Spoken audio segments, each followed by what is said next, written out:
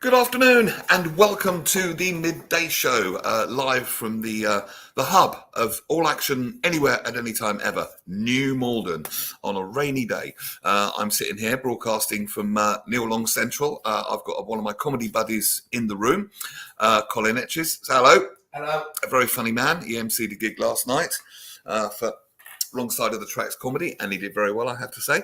And oh goodness me, I'm surrounded by comedy friends today. Introducing our guest presenter for the day, the lovely Emily K. Owen, who is oh my goodness me, Emily K. Owen, who is an actor, radio presenter, a comedian. Not much you don't do. Welcome back to the show, Emily K.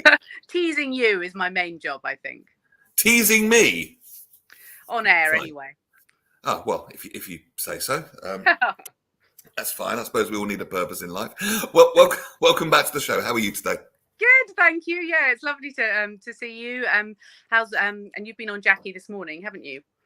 Yep, been on Radio Jackie this morning. We're doing a week of comedy gigs as well. I had one last night, one tonight, one tomorrow, and one Sunday as well. So got to drive to the Kent coast later on today. I don't know why we do this job, schlepping around for hard any pay, trying to make unappreciative people laugh. Yeah. Make me laugh. Make me laugh. I'm a comedian. Oh, tell us a joke then. I know that is what's so. Build me a cupboard.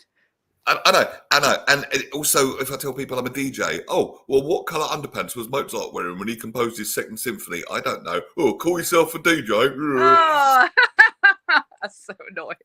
But there we go. So welcome to the Midday Show. Now, we've got a very interesting show today. I'm going to let you introduce this lady.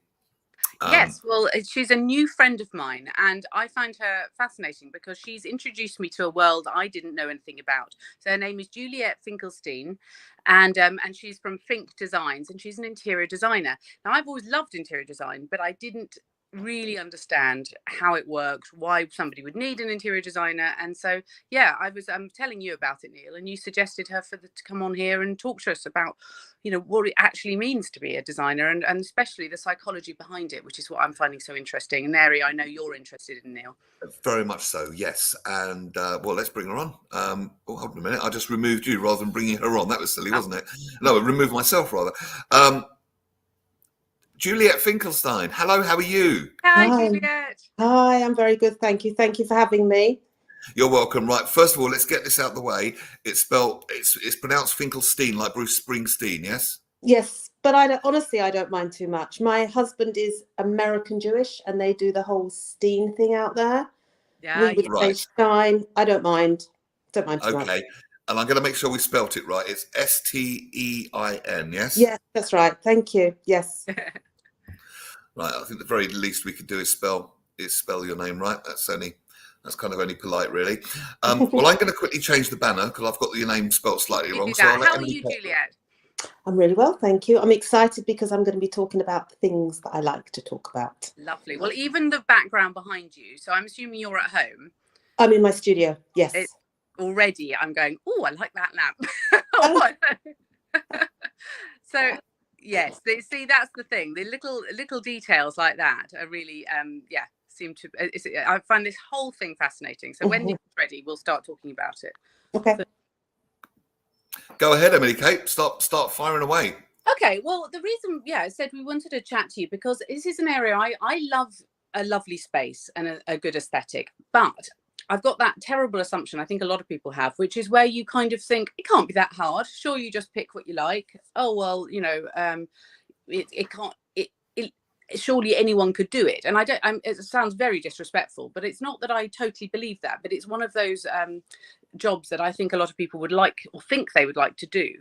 But when you came to me and because I just bought a new house, as some people will know, and I was thinking, well, I know my taste, so I surely will just put it together according to that. But when you turned up with ideas for layouts for different rooms with amazing pictures which are really inspiring, I then really was blown away by how I definitely couldn't have done that myself. How I couldn't have that objectivity about the space and the layout and making it purposeful as well as the beauty that I wanted to have. I realized I would have put my furniture along all the walls. I would have used the space as I sort of just maybe multi-purposed it too much or not zoned it enough. And by having you there, I understood the mistakes I would have made, and that's what was the first thing that blew me away about So I mean, so what do people not know about interior design that you know, which makes the difference between a room that looks nice and a room that is just a delicious space?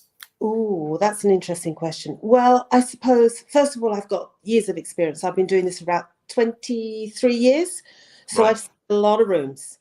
But I think it's more than just looking at the room. I can walk into a space, I can see how it should be laid out, or maybe the layout would be better. But there's a lot of psychology that goes on with this. How does the person use the room? Has it got a double purpose? Emily Cates just mentioned that. I think we try and generally cram quite a lot into our rooms. We ask a lot of them.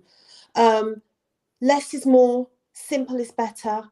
So I suppose I come with a wealth of experience, but I need to say right at the outset, the scheme is always my client's. It's not my scheme at all. I just try and ooze out of my clients the things that they like and the things that they don't like, and I try and make it work. So that's certainly what came across to me, is that you'd done it for me, and you said this will work for here, and this is why you can put. So my son has severe disabilities, so he has his favorite thing is plastic toys. That's all he has. He won't really watch films or concentrate on anything else other than, and so I have so many of them. I was like, how do I solve the fact these things take over my house, and how do I keep an office space that makes me happy and I can do in, and all of these, you'd addressed those things that I suggested, and brought much more to them, and stopped me multi-purposing a room that, like, for example, my study, you stopped me multi-purposing that too, which I would have done. And that's, I suppose, what you're saying about less is more. But yeah. But how do you find you're generally an empathetic person, and that's how you manage to sort of understand what people need? Oh, good question. Because I can walk into a room and sometimes it's got a feel to it, hasn't it? And you can walk into some houses and they look, if you like, on paper, perfect. Almost too pristine, if you know what I mean. But the vibe of it is kind of almost, don't enjoy it too much. It just looks nice, but you're not allowed to relax and enjoy it. But you walk into some places a little bit more lived in, shall we say. I don't mean a mess, but lived in, which is what I prefer. And it's just got a lovely warm vibe to it. Is that kind of where you're going with this? I'll let you answer the question now, sorry. Yeah, I mean, I think that's absolutely key. And I think part of my job is really quickly assessing the room, the dynamics of the room, the architecture of the room, and my client's needs. So again, if we use you, Emily Kate, if that's okay. Of course, yeah. You know, we were talking about your study, and you need a bed in there, you need a desk, you need storage, you need your stuff. And the room won't physically allow that. Yeah. So, for me, it's then drilling down and thinking, okay, what's important? And right now, I felt for you, it was important that you have your own space. When we're working from home, you know what? We can actually perch on a dining table, because our workspace now, laptop and a phone, is small, that our requirements are small. But actually, just to get your head in the zone, you need those work things around you. You need to walk into that room, it be quiet, you've got your things there, and those things might just simply be the things that you like, and that gives you inspiration to work. So I think it's really important that, looking at the function of a room, sure, we can add storage for things that perhaps don't belong in there. They're behind a closed door. So I think there's a very much a skill. I think a good designer can assess the room quickly and assess the client's requirements. And I think it's the marriage of those two things together that leads to a good that's what I was thinking. They give you the practicalities first, right? I suppose you could separate it into needs and wants. I need this, I need this, I need this, and I want that, and I want that, and I want that. Absolutely. Do you ever get, fun question, do you ever get, I'm likening it to a hairdresser, if I went in and said, give me a David Beckham, that's just not going to work, is it? You know, do you ever walk into space and they say, I want this, I want that, and you think, that's not going to happen? Yeah, of course I do. But I think clients need to trust me. Sure. That most of them do. They're employing me, so they want to listen to my opinion. But at the end of the day, it's their space, and I feel really respectful of that. And really, if that's the way they want to go, that's absolutely fine. Let's just try and make that work. So yeah, and also the other thing is I might do a scheme for somebody, and I might not actually like it. Client loves it. Job done. That's what I'm aiming for. It's not necessarily for me to like it. I might not choose to have it in my house. There was a client that I had a few years ago, and she had it was a big house worth a few pounds, and everything was magnolia, a fairly new build, and she wanted me to inject some of her personality. Well, I had to spend a lot of time just getting to know her and talking to her. And she had this thing where she wanted her downstairs cloakroom to be bright pink, fuchsia pink. She wanted her guests to open the door and go, oh. So that's what I created for her. She had bright pink flock wallpaper, which is like a textured pattern. You might remember it sort of back in the 70s and 80s, often in Indian restaurants. So it's textured wallpaper, sort of like a fabric with a relief pattern. Yeah. And we did a fuchsia pink ceiling. She loved it. Not necessarily what I'd have in my house. I suppose it's a bit like a DJ playing the songs that the audience want, not what he wants or she wants to play. Yeah, for sure. Yeah. But so how that's incredible in itself, because that must be quite difficult to kind of not, so you're asking what the client wants from that room, I guess. Yes. They want to get out of it, and she must have. You said she wanted the wow of her guest to come in and feel like that. And so is that sort of emotion attached to the room of where I want to feel this way in this room? Is that something you have to think about a lot? Oh, absolutely. I mean, I could do the most amazing scheme for you in your house, and you might not like it because it's just not your vibe, just doesn't work for you. So an interior designer must listen to the client. So what if for the uninitiated, if you're in a lift and someone says, what do you do? And they go, oh, so what's the benefits of having an interior designer? And so what would be your elevator speech, so to speak? Oh, well, I'd get my long list of points numbered 1 to 10, and I would start at number 1 saying, I would save you money in the long run. I will help you avoid making mistakes, even down to choosing the wrong paint color. I can give some guidance and some help. So ultimately, you'd save money. You'd also save money because I have trade accounts with certain suppliers. So, if you came through me, you would get slightly different prices than you might get on the high street. Okay, I'm pretty much sold by point 3, actually, but keep going. And also, you can just go to the high street and choose all your items for your house and style it, arrange it, and it would look fabulous. But people don't really like their friends coming in saying, I saw that in such and such a shop, and oh yes, Peter's got that and he bought it from so. People generally don't like that. So people like the exclusivity of it. Definitely. However, you told me something interesting that Juliet, when you came to my house, is that a lot of people don't like you're a bit of a secret. They don't like people to know they've got interior design. They want to keep it that, I did this all myself. They want to take the credit for it. See, I wouldn't be bothered if someone came in to my house and said, oh, I know where you bought that, unless they went, oh, I saw that in Poundland. I wouldn't be terribly bothered. No, that's me personally, though. I'm different. I don't have an ego like that, but I guess other people. Right. Some people, that's fine. Some people don't like that. I used to work with a leading firm of estate agents who actually I got just now remembered. I got the contact because of the fuchsia room. They'd seen that house and they were going to rent it out, saw the fuchsia room, said to the client, goodness, did you get help with that? So then she started talking. So anyway, I got a really lovely contract with a leading firm of estate agents, and they asked me to come in to help with their rental properties. They were all looking magnolia, Right. and they had furniture from some of the leading high street shops that you're familiar with. And they said they wanted their clients to come in and rent that property because it was slightly different. So Right. that's why they used me. That must be terribly difficult, because you've got to find something that appeals to most people, Yes. but yet with some enough personality. It's not just magnolia and flat. Emily Kate, it's much easier for me to tap into somebody's personality, because that's the way I've always designed. I don't design for show homes or anything like that. I design rooms that have got my clients' personalities. I find that I got difficult. that sense about you when I was reading about you and looking at your website, and Emily Kate was telling me about you. I did get that sense. It's very bespoke. It's not nowhere near as simple as it might seem to the uninitiated on the surface either.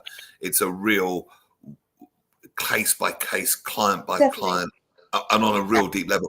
We've got a couple of comments here. Mentioned that both me and Emily Kate are comedians. Thank you, Graham Pack. He's our third comedian on the show today. Good to see we have a proper comedian on the show today. Thank you, Graham. Get stuff.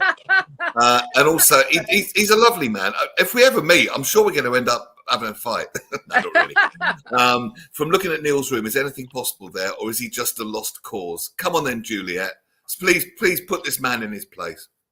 Well, the advantage for you guys is that I'm having to take this call on my iPhone.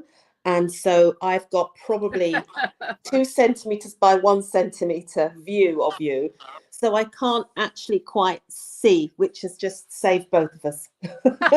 Actually, Neil, you've told me that you well done. Nice swerve. Nice swerve. Exactly. No, my friends take the mickey out of me because they say my house is kind of stuck in the 80s. When I've got a soda stream, for goodness sake, albeit one of the modern ones, not one bought in the 80s. But it is a bit kind of 80s decor. So I have been considering having some stuff done, which is part of the reason I invited you on, actually. Because, might be sending you a cheeky email after the show.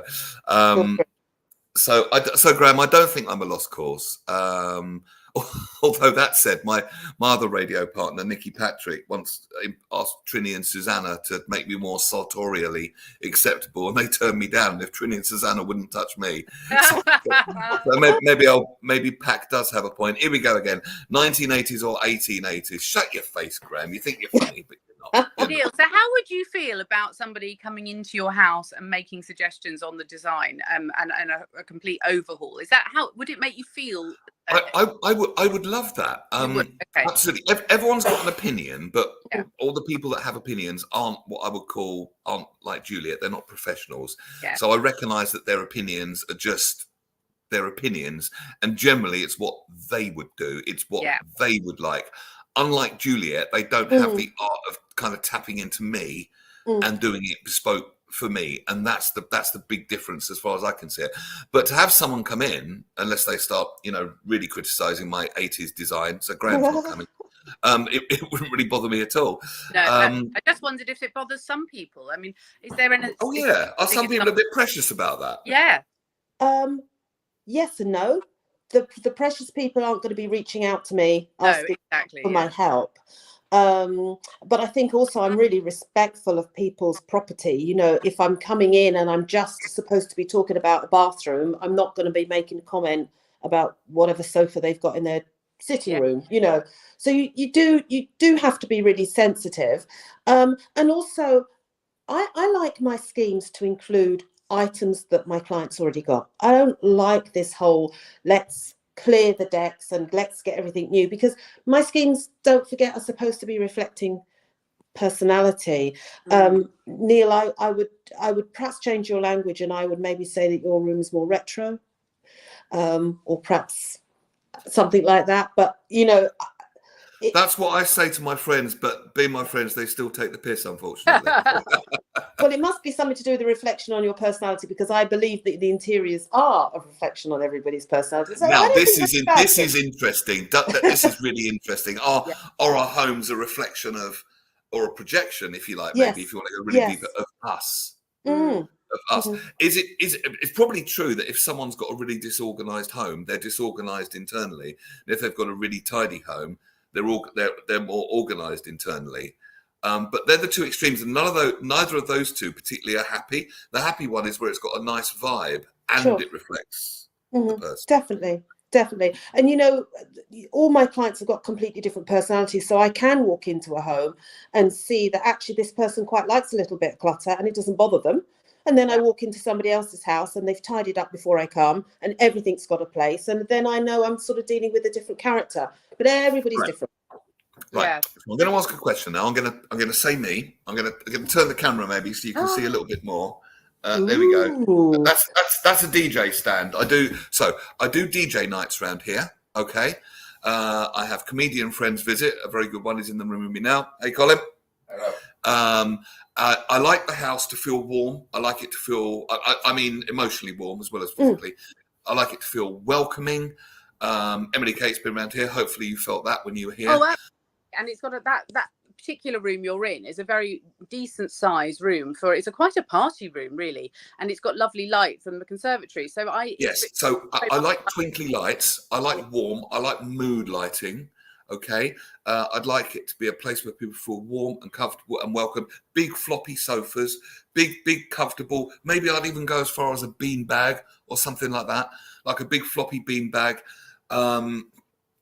A swing from the ceiling. Oh, that's the wrong show. Sorry, forget that.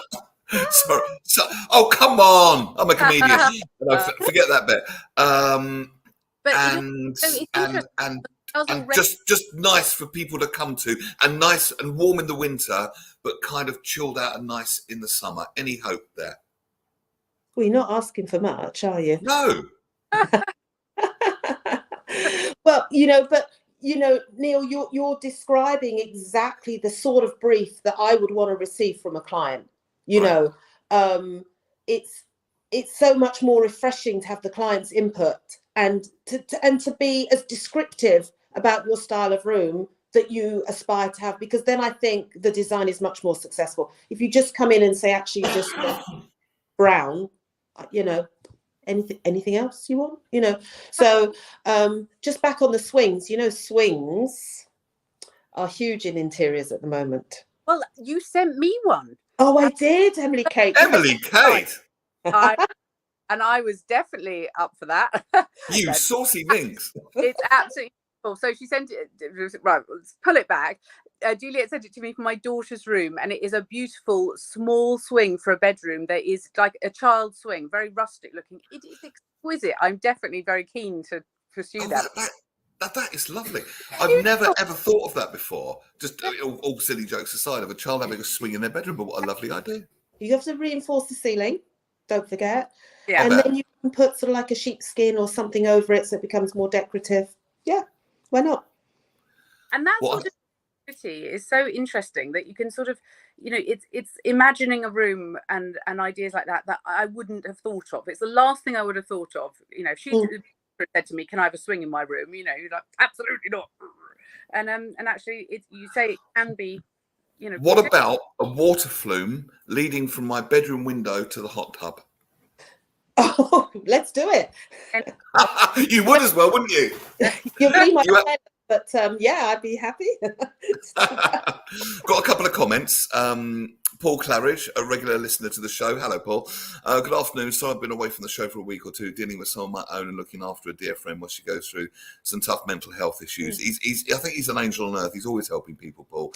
Neil, do the ladies know you own a pair of gold hot pants? Now, I will point out, okay, this is because I went with my girlfriend to see the Rocky Horror Picture Show. That's the only reason I own a pair of gold hot pants. Okay, but if we did do some work together, Juliet, there would be a nice safe place to store them. I don't want them framed up on the wall or anything like that. Absolutely. No, and we didn't know. Huh? We didn't know, and we didn't need to know, I think. I told you that at work. I raised it from I had a lobotomy especially. So emotional well-being. What about the effect on people's emotional well-being by having an interior designer? Because we live in a crazy world, and our homes really should be our sanctuaries where we can walk in and go, Tell us a little bit about that, from mental health point of view, because we sometimes touch on that on the Midday show. Yeah, well, I think in interiors, you've got sort of two facets of that. You've got the actual physical color that you paint your room that has an impact on your mood, productivity. You can go online and have a look at sort of color psychology, the effect of blues and greens in the room. So on the one hand, you have that, and I'm happy to talk about that in detail if that's of interest. But the other side of it is actually people like to live in a place that they find comfortable. And so if you're living in a house that's, I don't know, it's got a pretty shocking kitchen and you're a cook, that is really going to test you. And I think short term, it's fine because you always have that vision that you'll get the kitchen that you want. But I think just that your home is your sanctuary, and I think it needs to reflect your personality. And it's all right, buying a house that needs work. We all do that. But I think the psychology of getting that house how you want it, that can't be underestimated. Because I've read a little bit about color psychology ages ago. I read, I think a very long time ago, and it was how fast food restaurants tend to be the big primary colors, like the reds and the yellows, get you in quick, but it's not comfortable. It draw you in with the bright light, if you like, but not comfortable to be in for a long time. Sure. Clever. And you mentioned blues and greens, and I do want to really go into that in much more detail because I find that fascinating. But the restaurants that want to keep you in for longer, fine dining, spend lots of money, run up the wine bill, it's more the pastel colours, the blues, the greens, and all that sort of thing. So I know there's certainly something in that. So a little bit about blues and greens. Okay, just before I go on to blues and greens, just taking your comparison there of your fast food restaurant and your more comfortable restaurant, there's seating is a big deal, padded seats versus hard seats, so you're not going to linger. And then the whole atmosphere of the place. Usually a fast food restaurant, the acoustics are a bit funky, so you can't really hear each other speak. And, a good high-class restaurant, you're there lingering and you will have another glass of wine. There's the physical side of the design. But on to colour psychology, I think probably the question I get asked most is, what colour shall I paint my walls? I don't know. I don't know what colour you should paint your walls.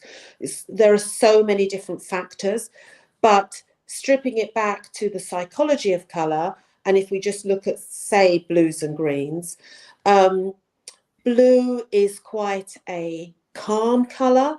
There are many, many different shades of blue. You've got bluey green, which maybe evokes thoughts of water. You've got very dark blue, which is really popular at the moment, a sort of dark bluey grey, really, really popular. Blue helps you sleep. So if you have trouble sleeping, a dark blue room is the way to go. And we can create that really easily now because the fashion is to actually have these slightly darker colours. Okay. Green, again, very calming, the colour of nature. Most things go with green.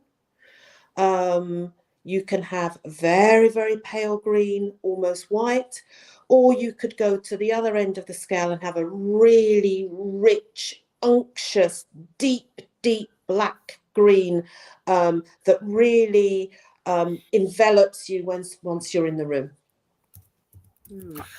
I'm just looking up the word unctuous. Did you say unctuous? Unctuous. UCTOUS. Hang on, there's an N in there. Anyway, because it's really interesting hearing about it, because you said that to me, Juliet, that the colour is the last thing you choose. Yes. Explain why that is. Well, the paint colour would be the last thing I choose. Knowing sort of what colour we're going to be doing, that comes fairly early on.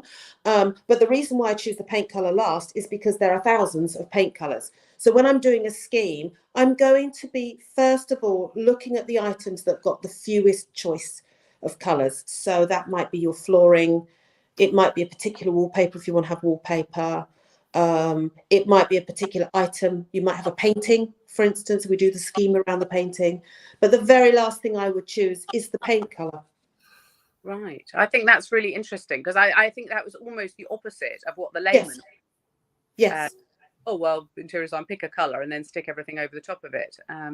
Yeah, that's really interesting. Actually, I wouldn't have thought it. I would have thought it was that way around as well. And Juliet, you mentioned. Go on. Sorry. It's just harder to do it that way because then you're taking your paint charts and you're trying to match it into colours. Whereas actually, you kind of want to get all the colours in together. And you might think, no, I won't do the curtains that colour because it's not quite working with everything else. I'll just do them this colour. So that's why we do the paint last. Seems we've lost Emily Kate, just you and me for a moment. I don't know if Graham's being facetious here, but how do you deal with the colours of a room when the client is colourblind? I don't know if he's trying to be a comedian again there, or if that's a serious question or not, but worth asking, I suppose. You know, I've only ever had one client who was colourblind. All right. Sorry. That's hi. The question was, how do I deal with clients if they're colourblind? And I've only ever had one client that's colourblind, and he told me right at the end of my work with him. Oh, right. Philip says, always gone for a neutral wall colour and add colour through furnishings. Any thoughts? Yep, that's a good recipe. There is a trend now, of course, to be slightly bolder with your colour, go more mid-tone or even go very dark.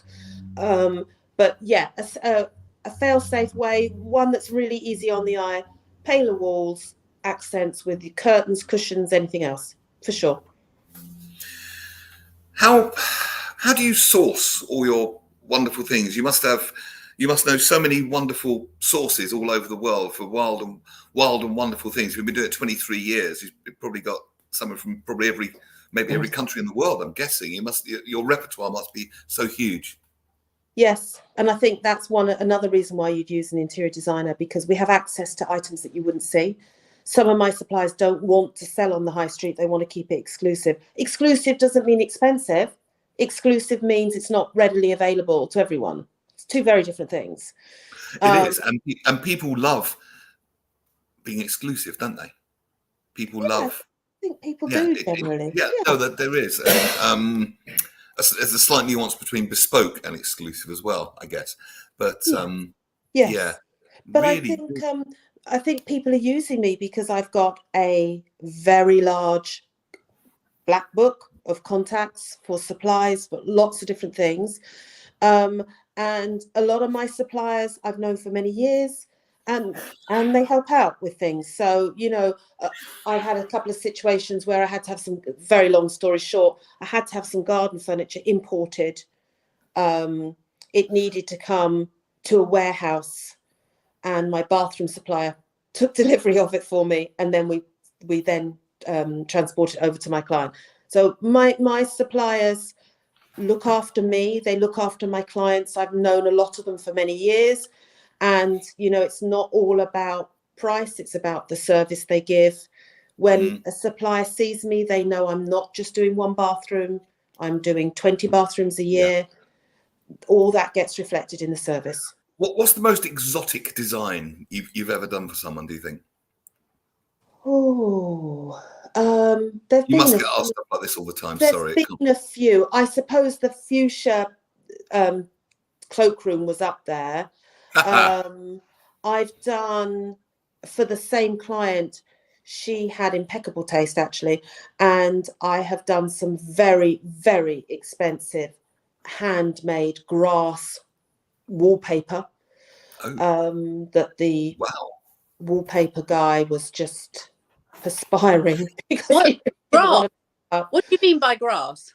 Grass paper, so literally made of dried grass and treated and made into wallpaper. Emily Kate, can you take it for 2 minutes, please? Is that all right? Yeah. The show. Absolutely, yeah, of course. So dried grass, so that was wallpapered onto the wall. It was woven. It was woven in a certain way so that it became wallpaper, wall covering. It was exceptionally expensive. And how did it look at the end, though? Okay. Yeah. So not your taste, but not my taste. Client absolutely loved it. You don't need to spend a lot of money like that to have on your walls. That was a hard one to get my head around. Yeah, if I'm honest.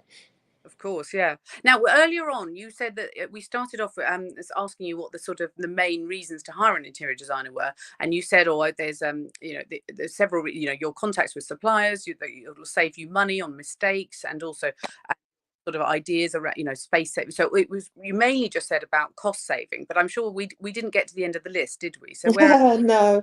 No, I think I mean, the list is long, I won't bore you, but there's other things, like I can just give general guidance on your scheme. There are certain theories, let's say, with layout of room and such and so forth, so I can give some guidance on actually how your room will best be displayed. I think that's quite key. Yeah.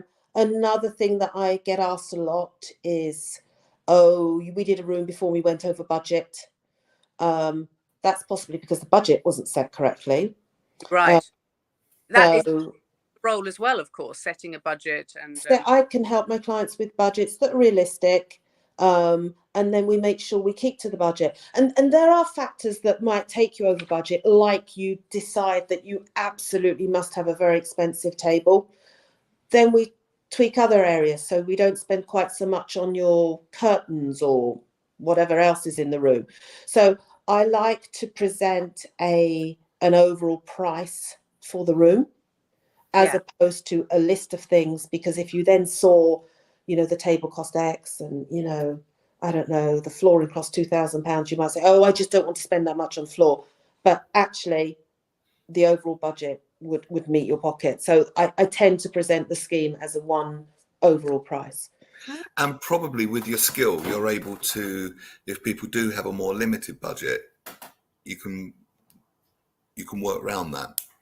Definitely. A lot of my clients are just like us. They're just ordinary, straight up people who just want to make their house flow a bit better, look a bit better, and they might be on a budget. And likewise, as I said, the example I gave earlier of the lady who had the very, very expensive wallpaper, and did I like it? Not really.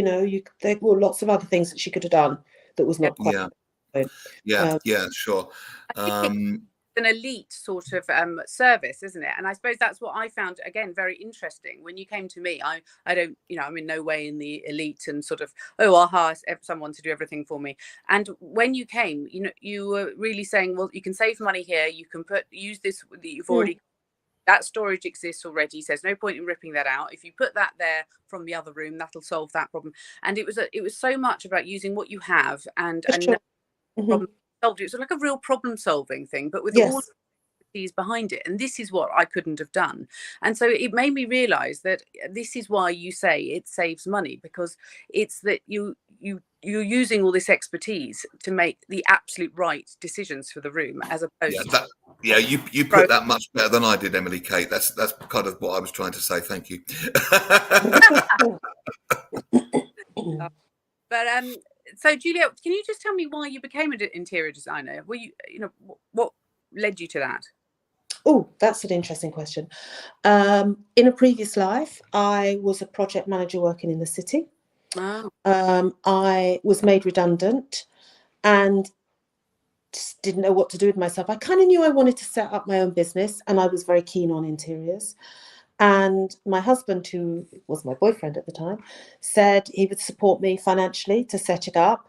I managed to get in with a group of people who were architects, interior designers, fine artists, and they were offering a sort of college working on the job opportunity. The idea was that you would bring your job to them and they would sort of train you on the job. So I did that for a couple of months, realizing that actually all I needed to know was, how do I present to a client? What does my client want to see? And, we're going back over 20 years. And at the time, it was all mood boards and sample boards and watercolor visualizations of what your room was going to look like. None of those things I was particularly good at.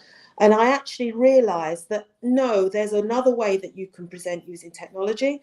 So I used to just mock up my samples boards using fairly basic technology and presenting to my clients. I'm quite, I'm creative and organized. So I think those things went together quite well. Running your own business, it takes certain skills, and I didn't find that was a problem at all.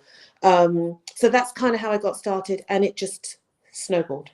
Oh, It's just word of mouth, and yeah, it just that is the best advertising of the lot, isn't it? Some of the Yes. work I get is through word of mouth for Yes. sure. You mentioned the word flow. Any kind of feng shui vibes going on here, or is that? Yeah, for sure. I have had a couple of clients who had their houses feng shuied. I'm an advocate, but I also think that a lot of the disciplines in feng shui are things that we adhere to anyway. So, it's all about the flow of energy, making sure that you've got something that stops the energy going in and out of the front door as you come in. And then it's more practical things about, I believe one of the rules that they have is to not sleep near running water, I seem to remember. So, having your bed away from the tap source that might be in a bathroom, things like that. interesting. I'm not an expert, I have to say. I wonder why. Well, It's all if you flow of say energy, yeah. being Unless it would just make you want to get up during the night more than you would do. I think there's some practical sides to that too. yeah, I've read about it. It does seem to be that it's a lot of it is just fairly practical advice. You want to be able to get as much light in as possible. You want to be able to see through as far the eye line of where your room, eye goes in the room, of where that you're not sitting in a draft. Or some of them seem quite obvious in some way. They do, but I'm not knocking it. I think there's a lot of people that advocate that. There's a lot of sort of science behind it.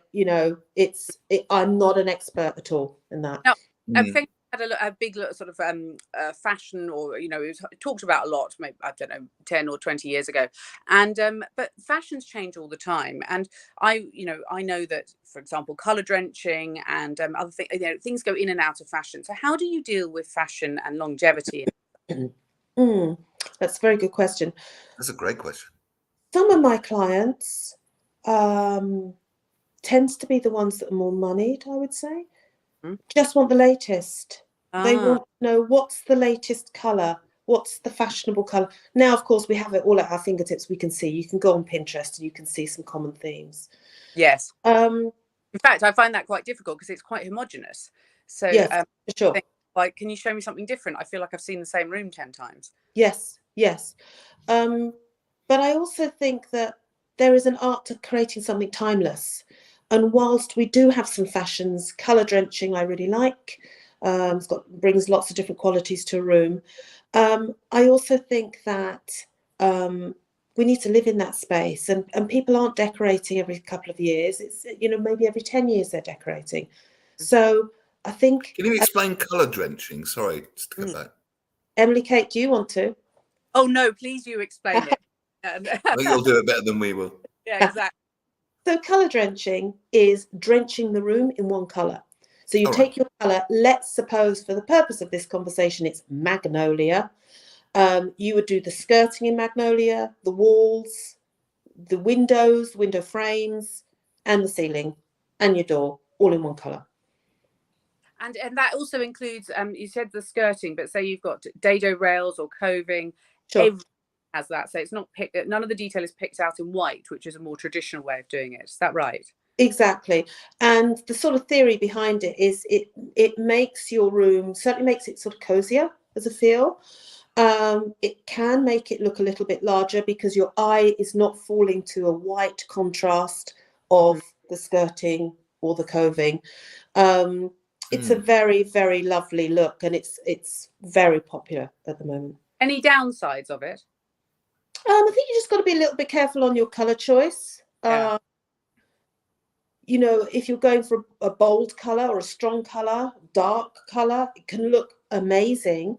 But we're going to then come back to this whole psychology of that color and how that works for you. So if you're, if you've got a front room with a small window, not much natural light, that would work quite well for color drenching in a darker color, because you're just working with the fact that it's not a very light and bright room. I'm guessing Barbie pink wouldn't be a great idea for color drenching. Well, You might, I work for my client. That's what you want. it feels like you might feel like you're in the womb then, perhaps. Oh, yes. Ceiling room and everything. We've got a comment from Graham again. He says, fortunately, my son married an interior designer, which was useful when we did our extension a few years ago. It was interesting to see their house that they rebuilt with her various designs. And he also says, and actually, I did hear this the other day, the avocado bathroom suite, this kind of what I thought was a relic from the 70s. Is that coming back into fashion? Oh, yeah. Coloured bathrooms, definitely. Yeah, definitely. Or avocado? Yeah. Yes, I love a coloured toilet. Yes, definitely. You could do quite a dark feature on one wall and match in your toilet so that it no longer sort of pops out, because you don't necessarily want to draw attention to it. Oh. Basins, yeah. Shower trays, now many different colours. You can colour match them into your tiles.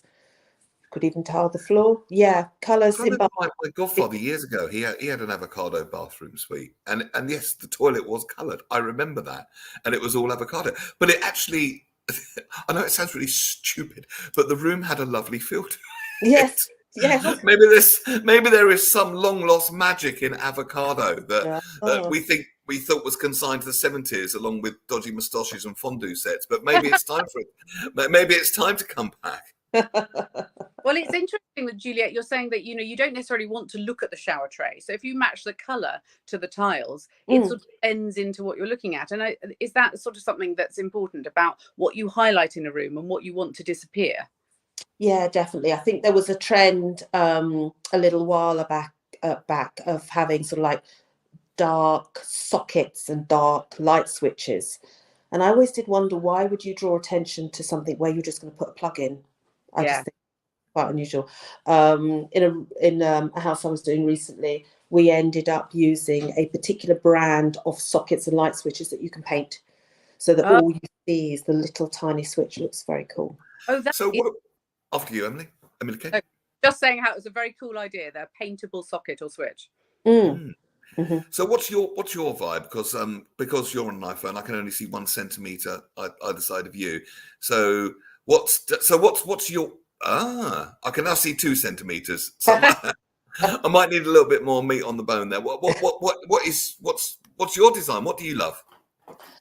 Oh, Neil, I hate it when people ask me that, because I see so many different things and I work for my clients. So what do I actually like? Yeah. I don't know. I see so many great things. I think my thing is to try and match my interior to the architecture of somebody's house.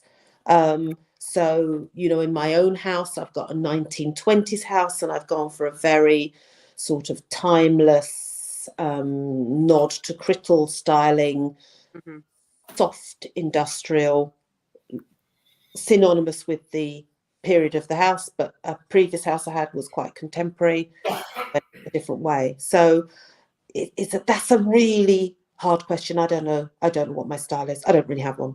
Yeah. Okay. It's very interesting. People, when you see so many, I can imagine it is difficult to sort of pinpoint your own. Can I ask your opinion on the programs such as is it the Great Interior Design Challenge? A bit like off, but for interiors. What do you think of that? It's tricky for me to watch things because I'm dealing with it all the time, and actually when I'm sitting in the lounge with a cup of tea, I'm not necessarily wanting to think about interiors. But I think what's quite nice about those shows is it makes interiors, or changing up your interiors, achievable. It's bringing it into everyday life. I think there was way back when there was one called Changing Rooms. Is anybody old enough? Yes, I remember that. Yes. Owen. Yes. So I used to like that, but I don't work like that because I don't do a whole big reveal. I can't do a big reveal because the scheme is my clients, and that's quite dangerous, isn't it? To say, here, here's your scheme. Yes, shouldn't it be a bit more organic than that? Yes, yeah. But I think it is quite interesting. A lot of those programs show people going over budget. I think that's quite interesting. Grand designs, I quite like that one. More of an architectural base on that one. But yeah, look, it's making my job easier because people have got access to information now that they probably didn't at their fingertips like 20 years ago. We've got lots of other Pinterest and all sorts of things, Instagram, where we can look at ideas. So on the one hand, that's good. It's raising awareness and people have a better idea, but it's also equally confusing. I do have clients show me these most amazing pictures which look nothing like their house. Yeah, that's the haircut David Beckham thing, isn't it? So I'm sorry, how do you expect me to do that? Yes, I'm an interior designer, not a miracle worker. Exactly. We were at Family's Loft Apartments, says Graham Pack, in New York a couple of years ago, which is opposite where Tay lives, and their guest toilet was black with black walls. It was very odd. Ooh. Yes, I can imagine. Got to make sure you clean that properly. That's the first thing. Yes, exactly. Yes, practicalities first, please. Yeah. I went to a party in New York where they had painted around Picasso's signature on the wall over several decades. So it was the sort of thick with paint, and Picasso's signature was preserved because he wanted to paint over it. I quite like that. I think I might have stuck a frame over it though, but it was But I suppose that's the thing, the different spaces, such as the New York apartment, is so different from a cottage. That how congruous do you have to be with the setting itself, or can you mix eras and designs fully, and can it work? And locations, of course. For sure. Emily Kate, I think that's a really good question. I do get some people from the States. My husband's American, living here, and people like the whole English look. The Americans like the English look, which I'm not sure what it is, by the way. I'm not sure what the English look is. No. But I think for me, if you're studying the psychology of the person, how they use the home, and you're looking at the architecture of the house, to me, it doesn't really matter where the place is, because I'm applying the same theory, really. So it's all about the people living within it, how they feel, and how they're going to space, rather than the architecture itself. That's very interesting. It's all these things that I think the outsider thinks paint color is important, or what the era of the house is important, and you're kind of saying none of this is that important. It's about the people who live within it. I think so. Mm-hmm. So earlier we touched on what your sort of the reasons for why it's so much more useful to have an interior designer than to do it yourself, and we got so far as point 2, I think, of it's both reasons sort of about saving money. So just before we end, could you tell us a few things, the other great reasons to have an interior designer? I think probably one of the main reasons, and my clients always comment on this, is it takes a lot of time. It takes a long time to just get that scheme together, find exactly the right furniture, make sure you've got the right fabrics, not too expensive, but it hangs properly. So I think it is really time consuming. Of course, I know at least where to start looking. Don't always know, I can't just go to one supplier and get exactly the right thing. But a lot of my clients say that, I've saved them a lot of time just for me doing all the running around and putting the scheme together. So I think they wouldn't know where to look probably to get the best things, would they? There are some shops you can go to on the high street. There's one leading department store that does do fabrics, but they have a selection of the fabrics that I would see, because I go to all the fabric houses and I can see the whole range, whereas this particular supplier I'm thinking of, might only have 10 or 20 designs available from that one fabric house. I've got access to all of them. The flip side of that is, I have to sift through them all to find them, but I'm familiar with what my suppliers stock. That's one of the key things I do. I've got trade fairs where I go, and I'm not sourcing for anybody in particular. I'm just looking, and I think, oh, right, okay, so they do velvet and they do silk, and they do embroidery. So when a client comes to me, I've got one client now who wants some embroidery type fabric for their curtains. I know exactly where to go. What do you do when you're not interior designing? How does Juliet Finkelstein relax? I've got 2 beautiful children. Lovely. I said relax. They want to come on the radio. Would they like to come on and say hello? They're not here now because they're at school, but they did say, cool. "Mummy, can we come on and talk about interiors?" Oh. I don't know why I said Well, it if we have you back on, which we may well do if you'd like to, they're very welcome to come on and say hello. Thank you. So I have 2 children, husband. I'm learning piano. Are you? Oh, lovely. Oh, it's hard. It's hard. Yes, it's harder when you get older, isn't it? I find that surely that's why children are so good at learning things, because they're just like sponges, whereas it feels like such a slog to learn something as you get older. Yes.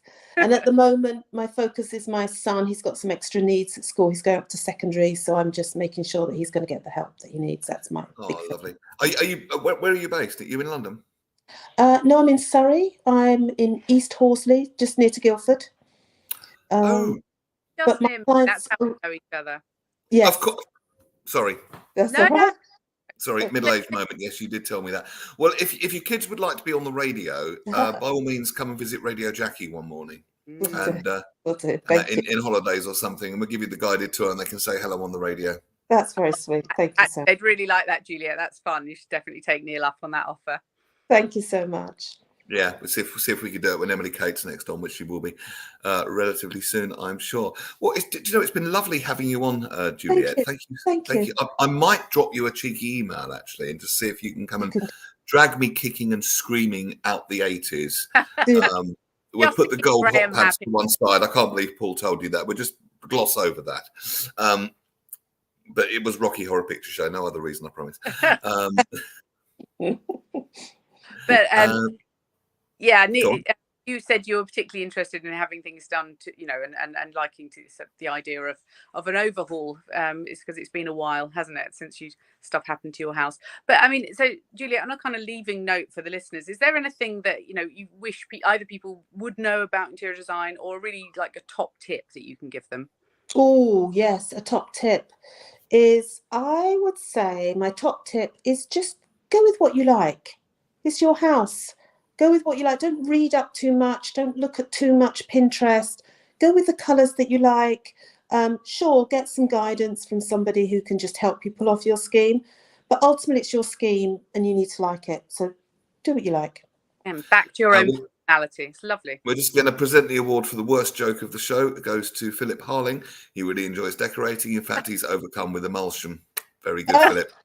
Right, Grand Pack, you've got competition. Now you can be found at finkdesigns.com. That's FINK designs.com. I've had a look at your website, as you would expect for a designer. It's a beautiful website and all the information's on there.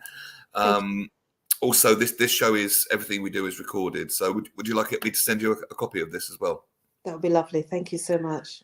You're very, very welcome. You can just let me know an email address and I'll transfer it over to you. And feel free to use it for any purposes you like. There's no restrictions on it. So as seen on the Midday show, you're very, very welcome. Juliet Finkelstein, thank you so much for being on. It's been really lovely to meet you. I can see why Emily Kate was raving about you. Good luck with everything, and to every success for you in the future. Thank you for having me. I appreciate it. Thank you. You're very, very welcome. I'll get Emily Kate to hook me up with your email address and I can send you the footage over. Okay. Thank you. Thanks, Juliet. Take care. EK, it's been lovely presenting with you again. Come back and do this again soon. I would love to, because we have our banter on Radio Jackie, but it's lovely to be a little bit more serious sometimes, because we get down to sort of, a topic you and I are both very interested in, which is the psychology behind things, and whether it's interior design, or we talked about mental health before on this show, and all of these topics. I think you and I have the same interest in that. So yeah, let's do more. Indeed, and good luck with the house move. Thank you. Of course, you must come around and see Juliet's magic that she's going to help me. I would be disappointed if you didn't invite me. Of course, you're invited. Absolutely. What's your plans for the rest of the day? What have you got on? I'm in the middle of moving house, so I'm going to get my head back in some boxes and get packing again. Don't forget the toilet rolls and the tea bags. That's the most important thing. That's the one. Yeah, exactly. And that's the one. And so thank you. Well, thank you for taking time out your busy schedule to come and do a little cheeky bit of presenting with me. I'm sure we'll see each other very soon. And you take the very best of care, EK. You too, Neil. So lovely to see you again. Have a good day. Likewise, albeit on a screen for now. Take care. Yeah. Bye. Bye-bye. And that's just about it for the show today. Thank you so much for tuning in. I hope you enjoyed it. Russ and the gang will be back on Friday. It'll be Russ and Phil Dave and Jonathan Baz, theatre critic, and the screen queen, Chantal Rickards, as well, telling you all the stuff to watch for your entertainment delight. So hope you enjoyed the show today. Any other topics you'd like to discuss, by the way, the Wednesday show is pretty much mine now. So suggestions, please hit me up on Facebook, and if I don't know anything about it myself, I can find a guest and bring the entertainment to you that you want. Just nice to get together, have a chat, get connected for 1 hour, 3 times a week. Oh dear, excuse me, it's not good for air.